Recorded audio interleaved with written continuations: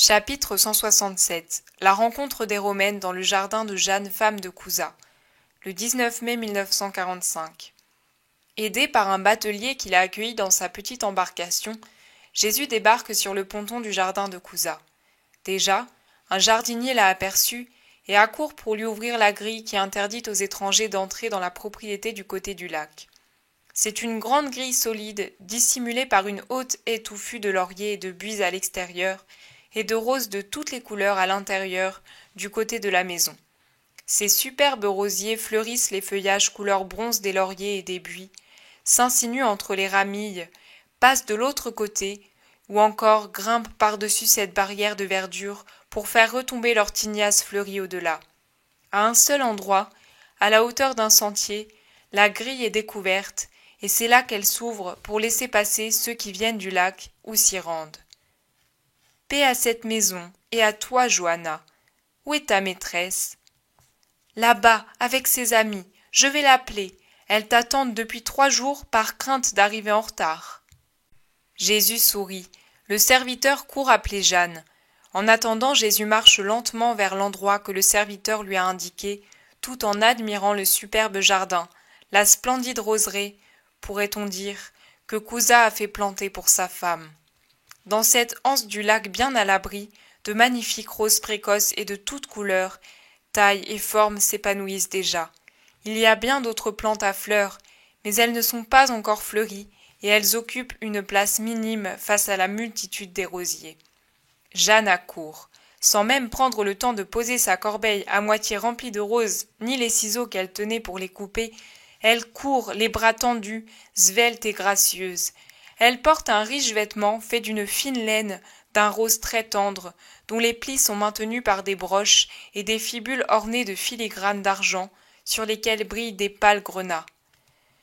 Sur ses cheveux noirs et ondulés, un diadème en forme de mitre, lui aussi en argent et orné de grenats, retient un voile de byssus, très léger, rose également, qui retombe en arrière et laisse découvertes de petites oreilles qu'alourdissent des boucles semblables au diadème. Son visage est rieur, et à la base du cou, qu'elle a fin, brille un collier de même facture que les autres parures précieuses.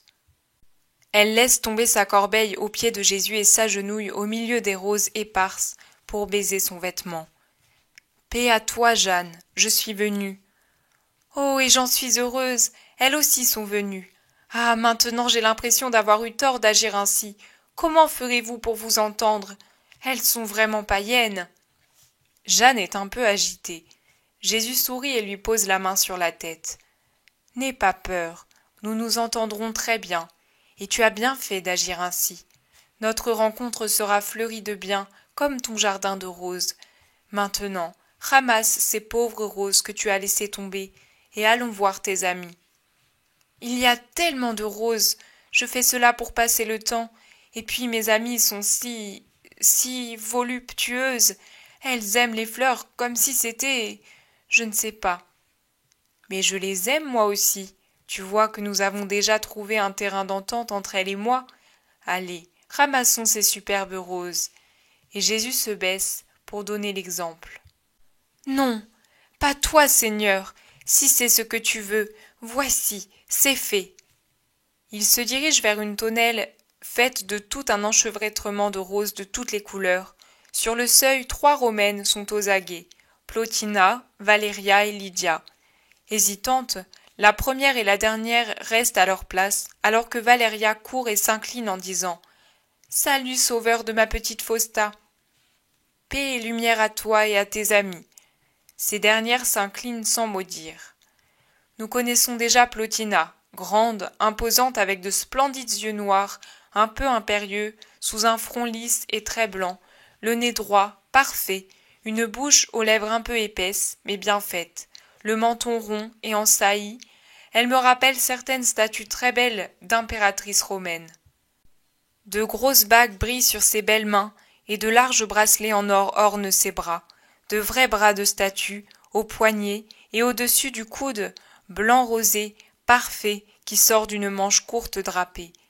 Lydia, au contraire, est blonde, plus fine et plus jeune. Sans avoir la beauté imposante de Plotina, elle a toute la grâce d'une très jeune femme. Et puisque nous sommes en domaine païen, on pourrait dire que si Plotina ressemble à la statue d'une impératrice, Lydia pourrait être une Diane ou une nymphe à l'aspect aimable et pudique. Valéria, qui n'est plus désespérée comme nous l'avons vu à Césarée, apparaît dans toute sa beauté de jeune mère. Elle a des formes pleines mais encore très juvéniles, un regard serein de mère heureuse d'allaiter et de voir grandir son enfant grâce à son lait. Le teint rose, les cheveux châtains, elle a un sourire paisible et tout de douceur.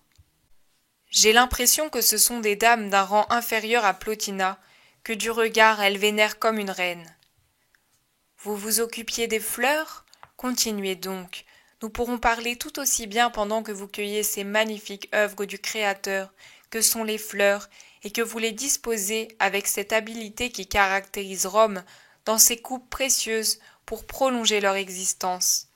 Hélas, trop brève. Si nous admirons ce bouton de rose qui esquisse à peine le sourire de ses pétales d'un jaune rosé, comment ne pas regretter de les voir mourir? Ah, comme les Juifs seraient étonnés de me l'entendre dire.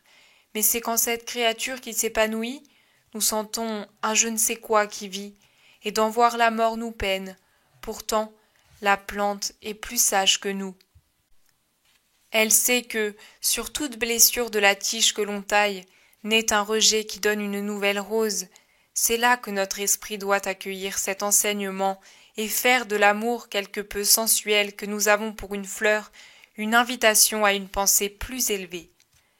Laquelle, maître? Demande Plotina, qui écoute avec une attention et que séduit la pensée élégante du maître juif. Celle-ci, tout comme une plante ne meurt pas tant que ses racines sont nourries par le sol et n'est pas entraînée dans la mort par la mort de la tige, l'humanité ne meurt pas quand cesse la vie terrestre d'un être. Au contraire, de nouvelles fleurs ne cessent d'y bourgeonner. Et voici une pensée encore plus élevée, capable de nous faire bénir le Créateur, alors que la fleur une fois morte ne revit pas, et c'est bien triste. L'homme endormi de son dernier sommeil n'est pas mort, il mène une vie plus éclatante en recevant par ce qu'il y a de meilleur en lui, vie éternelle et splendeur du Créateur qui l'a formé. Par conséquent, Valéria, si ta petite fille était morte, tu n'aurais pas perdu ses caresses pour autant. Les baisers de ton enfant, séparés mais pas oublieuses de ton amour, se seraient toujours déposés sur ton âme. Vois-tu comme il est doux d'avoir foi en la vie éternelle? Où est ta fille en ce moment? Dans ce berceau couvert. Je ne m'en étais jamais séparée auparavant, car mon amour pour mon époux et mon amour pour ma fille étaient les deux buts de mon existence. Mais maintenant que je sais ce que c'est de la voir mourir, je ne l'abandonne pas un seul instant. Jésus se dirige vers un siège sur lequel est posé une sorte de petit berceau en bois, recouvert entièrement d'une riche couverture. Il la découvre et regarde la petite fille qui dort et que l'air plus vif réveille doucement.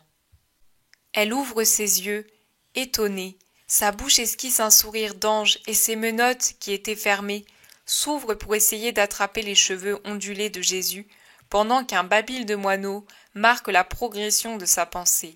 Enfin, elle crie ce grand mot universel. « Maman !» « Prends-la, prends-la !» dit Jésus qui s'écarte pour permettre à Valéria de se pencher sur le berceau. « Mais elle va t'ennuyer. Je vais appeler une esclave et la faire conduire dans le jardin. »« M'ennuyer? Oh non, les enfants ne m'ennuient jamais. Ce sont toujours mes amis. »« Tu as des enfants ou des neveux, maître ?» demande Plotina, qui observe avec quel sourire Jésus essaie de faire rire l'enfant. « Je n'ai ni enfant ni neveu, mais j'aime les enfants comme j'aime les fleurs, parce qu'ils sont purs et sans malice. Et même, femme, donne-moi ta petite fille. Il m'est si doux de serrer sur mon cœur un petit ange. » Sur ce, il s'assied avec l'enfant qu'il observe et lui dépeigne la barbe, puis trouve plus intéressant de s'amuser avec les franges de son manteau et le cordon de son vêtement, auquel elle adresse un long et mystérieux discours. Plotina dit « Notre amie est bonne et sage, et c'est l'une des rares à ne pas nous mépriser et à ne pas être corrompue par notre fréquentation. Elle t'aura sûrement dit que nous avons désiré te voir et t'entendre pour te juger d'après ce que tu es, car Rome ne croit pas aux fables. Pourquoi souris-tu, maître? Je te le dirai plus tard, continue. Car Rome ne croit pas aux fables, et elle veut juger avec science et conscience avant de condamner ou d'exalter. Ton peuple t'exalte et te calomnie à égale mesure. Tes actes porteraient à t'exalter, mais les paroles de nombreux juifs te font considérer comme guère moins qu'un délinquant. Les paroles sont solennelles et sages comme celles d'un philosophe.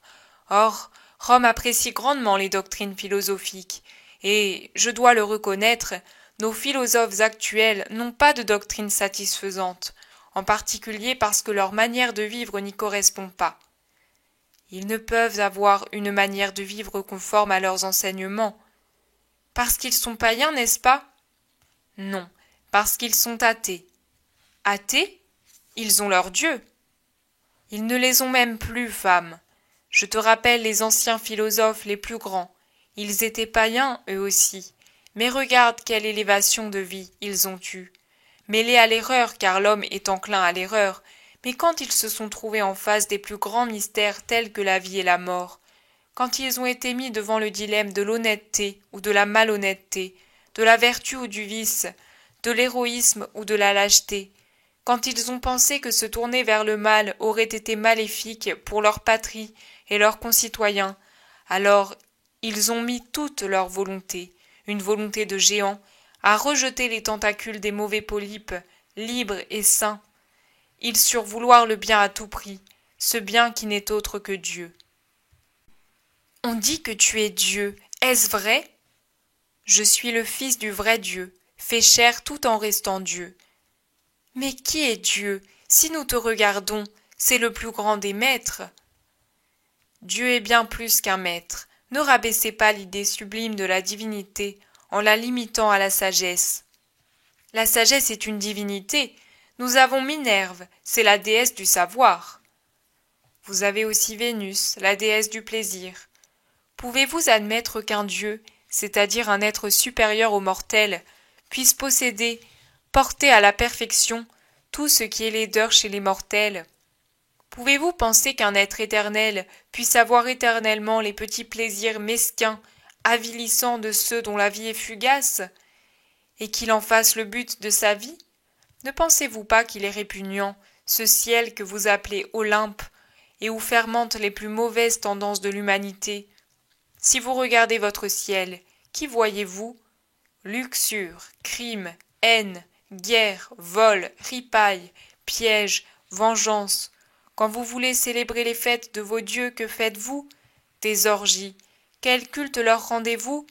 Où est la vraie chasteté des femmes consacrées à Vesta? Sur quel code divin s'appuient vos pontifes pour juger? Quelles paroles vos augures peuvent-ils lire dans le vol des oiseaux ou le fracas du tonnerre? Quant aux viscères sanglants des animaux sacrifiés, quelles réponses peuvent-ils fournir à vos aruspices? Tu as dit, Rome ne croit pas aux fables. Dans ce cas, pourquoi croit-elle qu'en faisant faire le tour des champs à un porc, une brebis et un taureau, et en les immolant ensuite, 12 pauvres hommes peuvent se rendre cérès propices à un nombre infini de divinités qui se haïssent les unes les autres et aux vengeances desquelles vous croyez? Non, Dieu est bien différent. Il est éternel, unique et spirituel. Mais tu dis que tu es Dieu, or tu es chair. Il y a dans la patrie des dieux un autel qui n'est dédié à aucun d'eux. La sagesse humaine l'a dédié au Dieu inconnu. Car les sages, les vrais philosophes, ont eu l'intuition qu'il existe autre chose que ces histoires inventées pour ces éternels enfants que sont les hommes, dont les esprits sont enveloppés dans les bandeaux de l'erreur. Si donc ces sages, qui ont eu l'intuition qu'il existe autre chose que ces mises en scène mensongères, quelque chose de vraiment sublime et divin, qui a fait tout ce qui existe et d'où provient tout ce qu'il y a de bon dans le monde, ont voulu élever un autel au Dieu inconnu, qu'ils pressentaient être le vrai Dieu. Comment pouvez-vous donner le nom de Dieu à ce qui ne l'est pas, et prétendre savoir ce qu'en réalité vous ignorez? Sachez donc qui est Dieu pour pouvoir le connaître et l'honorer. Dieu est celui qui, par sa pensée, a fait du néant le tout. La fable des pierres qui se changent en hommes peut-elle vous persuader et vous satisfaire? En vérité, certains hommes sont plus durs et plus mauvais que des pierres, et certaines pierres sont plus utiles que l'homme. Mais ne t'est-il pas plus doux, Valéria? de penser en regardant ta petite fille. C'est une vivante volonté de Dieu créée et formée par lui, dotée par lui d'une seconde vie qui ne meurt pas, de sorte que je l'aurai encore, ma petite Fausta, et pour l'éternité, si je crois au vrai Dieu. Cette chair rose, ses cheveux plus fins que les fils d'une toile d'araignée, ses yeux sereins viennent d'une pierre, ou encore, je suis en tout point semblable à la louve ou à la jument. Je m'accouple comme une bête, j'enfante comme une bête, j'élève comme une bête ma fille qui est le fruit de mon instinct animal. Elle est une bête qui me ressemble, et demain, quand nous serons toutes les deux mortes, nous serons deux charognes qui se décomposeront dans la puanteur et qui jamais plus ne se reverront.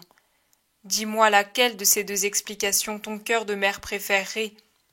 Sûrement pas la seconde, Seigneur. Si j'avais su que Fausta n'était pas une chose qui pouvait se décomposer pour toujours, ma douleur lors de son agonie aurait été moins atroce. Car je me serais dit, j'ai perdu une perle, mais elle existe encore et je la retrouverai. Tu l'as dit.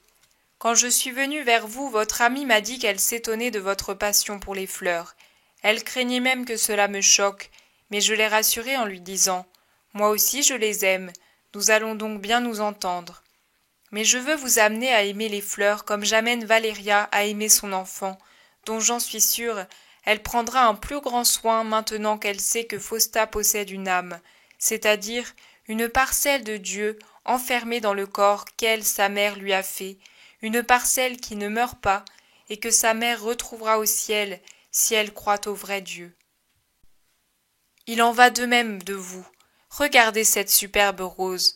La pourpre qui orne les vêtements de l'empereur est moins splendide que ce pétale, qui non seulement fait la joie des yeux par sa couleur, mais aussi celle du toucher par sa délicatesse et de l'odorat par son parfum.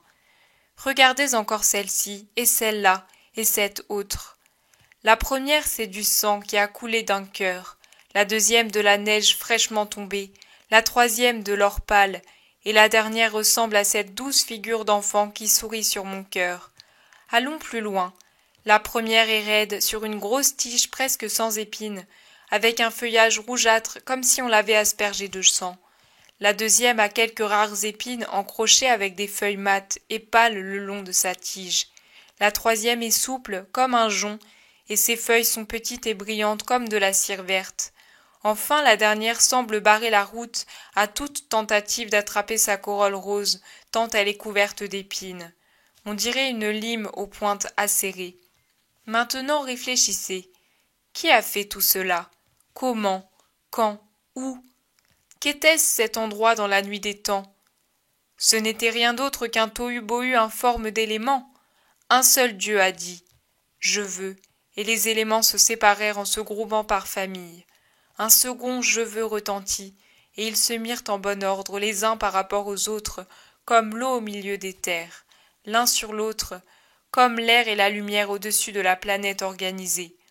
Encore un « Je veux », et les plantes apparurent, puis les étoiles, les animaux, enfin l'homme.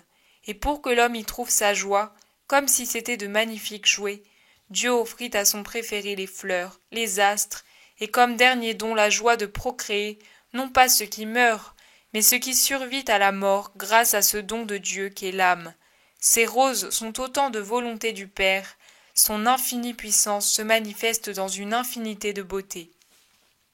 Mes explications sont entravées parce qu'elles se heurtent au bronze résistant de vos croyances, mais j'espère que, pour une première rencontre, nous nous sommes un peu compris, que votre âme médite sur mes paroles. Avez-vous des questions? Posez-les, je suis là pour vous éclairer, pas avoir honte de son ignorance. Ce dont il faut avoir honte, c'est d'y persister quand quelqu'un est disposé à éclaircir les doutes. Et comme s'il était le plus adroit des pères, Jésus sort de la tonnelle en soutenant la petite fille qui fait ses premiers pas et veut aller vers un jet d'eau qui ondule au soleil. Les femmes restent à leur place en discutant entre elles. Jeanne, prise entre deux désirs, se tient sur le seuil de la tonnelle. Enfin, Lydia se décide, suivie des autres, et elle se dirige vers Jésus, qui rit parce que l'enfant veut attraper le spectre solaire du jet d'eau, mais ne prend que de la lumière. Et elle insiste tant et plus en pépiant comme un poussin de ses lèvres roses. « Maître, Je n'ai pas bien compris pourquoi tu as dit que nos maîtres ne peuvent avoir une bonne forme de vie, sous prétexte qu'ils sont athées. Ils croient à un Olympe, mais ils croient. L'aspect extérieur de la croyance. Tant qu'ils ont vraiment cru comme les vrais sages ont cru à ce Dieu inconnu dont je t'ai parlé, à ce Dieu qui satisfait leur âme même s'il n'avait pas de nom, même sans le vouloir, tant qu'ils ont tourné leur esprit vers cet être, bien supérieur au pauvre Dieu pétri d'humanité et de basse humanité, que le paganisme s'est donné, ils ont nécessairement reflété un peu de Dieu. L'âme est un miroir qui reflète et un écho qui résonne. Quoi, maître? Dieu. Quel grand mot! C'est une grande vérité. Valéria, que séduit la pensée de l'immortalité, demande. Maître, explique-moi où se trouve l'âme de ma fille. J'embrasserai cet endroit comme un sanctuaire et je l'adorerai, puisque c'est une partie de Dieu. L'âme, c'est comme cette lumière que ta petite Fausta essaie d'attraper sans y parvenir puisqu'elle est incorporelle. Pourtant elle existe. Tes amis, toi et moi la voyons. De même, l'âme est visible en tout ce qui différencie l'homme de l'animal. Lorsque ta fille te partagera ses premières idées, pense que cette intelligence, c'est son âme qui se manifeste. Lorsqu'elle t'aimera, non par instinct mais de manière raisonnée, pense que cet amour, c'est son âme.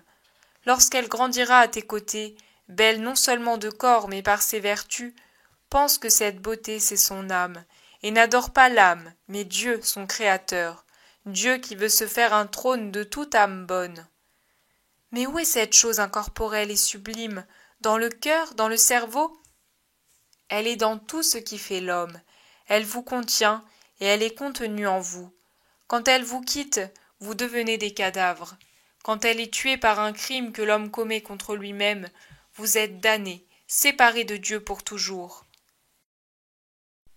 Tu admets donc que le philosophe qui nous a déclarés immortels avait raison, bien que païen? Demande Plotina. Non seulement je l'admets, mais je vais plus loin. Je dis que c'est un article de foi. L'immortalité de l'âme, autrement dit l'immortalité de la partie supérieure de l'homme, est le mystère le plus certain et le plus consolant de la foi. C'est celui qui nous donne l'assurance de notre origine, de notre but, de ce que nous sommes, et cela enlève toute amertume à nos séparations. Plotina réfléchit profondément. Jésus l'observe en silence. Finalement elle demande. Et toi, tu as une âme? Certainement. Mais es-tu Dieu ou non? Je suis Dieu, je te l'ai dit. Mais maintenant j'ai pris une nature humaine.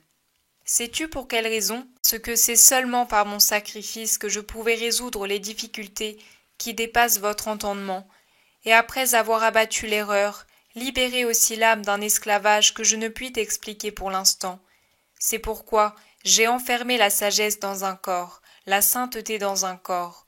Je répands la sagesse comme une semence sur la terre, comme le pollen au vent, et comme d'une amphore précieuse que l'on a brisée, la sainteté coulera sur le monde à l'heure de la grâce et sanctifiera les hommes. Alors le Dieu inconnu sera connu. Mais tu es déjà connu. Ceux qui mettent en doute ta puissance et ta sagesse sont mauvais ou menteurs. Je suis connu, mais nous n'en sommes qu'à l'aurore. Le midi sera rempli de la connaissance de moi. Que sera ton midi? Un triomphe? Et moi, le verrai-je? En vérité, ce sera un triomphe, et tu y seras, car tu as la nausée de ce que tu sais, et tu désires connaître ce que tu ignores. Ton âme a faim. C'est vrai, j'ai faim de vérité. Moi, je suis la vérité. Alors donne-toi à moi qui suis affamé. Tu n'as qu'à venir à ma table, ma parole est pain de vérité. Mais que diront nos dieux si nous les abandonnons? Ne vont-ils pas se venger sur nous? Demande Lydia craintivement. Femme, as-tu déjà vu un matin brumeux? Les prés disparaissent sous une vapeur qui les cache. Vient le soleil, cette vapeur se dissout, et les prés resplendissent avec encore plus de beauté. Vos dieux, c'est cela, le brouillard d'une pauvre pensée humaine. Elle ignore Dieu, mais a besoin de croire car la foi est l'état permanent et nécessaire de l'homme. Elle a donc créé cet Olympe, une vraie fable inconsistante. Ainsi, au lever du soleil, le vrai Dieu dans vos cœurs, vos dieux se dissiperont sans pouvoir vous nuire, car il n'existe pas. Il nous faudra encore t'écouter, longuement. Nous sommes absolument face à l'inconnu. Tout ce que tu dis est nouveau. Cela te répugne-t-il? Ne peux-tu l'accepter? Plotina répond avec assurance. Non, je me sens plus fière de ce peu que je sais, et que César ne connaît pas, que de mon nom. Alors persévère, je vous laisse avec ma paix. Comment? Tu ne restes pas, monseigneur? Jeanne est désolée. Je ne reste pas, j'ai beaucoup à faire. Oh, moi qui voulais te dire ma peine. Jésus, qui s'est mis en route après les salutations des Romaines, se retourne et dit « Accompagne-moi à la barque, tu me partageras ton tourment. » Jeanne va et dit « Cousin veut m'envoyer quelque temps à Jérusalem, et cela me chagrine. Il fait cela parce qu'il ne veut pas que je reste plus longtemps à l'écart, maintenant que je suis en bonne santé. » Toi aussi tu te crées des brumes inconsistantes. Jésus a déjà un pied dans la barque. Si tu pensais que cela va te permettre de me recevoir chez toi ou de me suivre plus facilement, tu te réjouirais, et tu dirais « La bonté y a pensé ». Ah, c'est vrai, monseigneur, je n'y avais pas réfléchi. Tu vois donc, obéis en bonne épouse.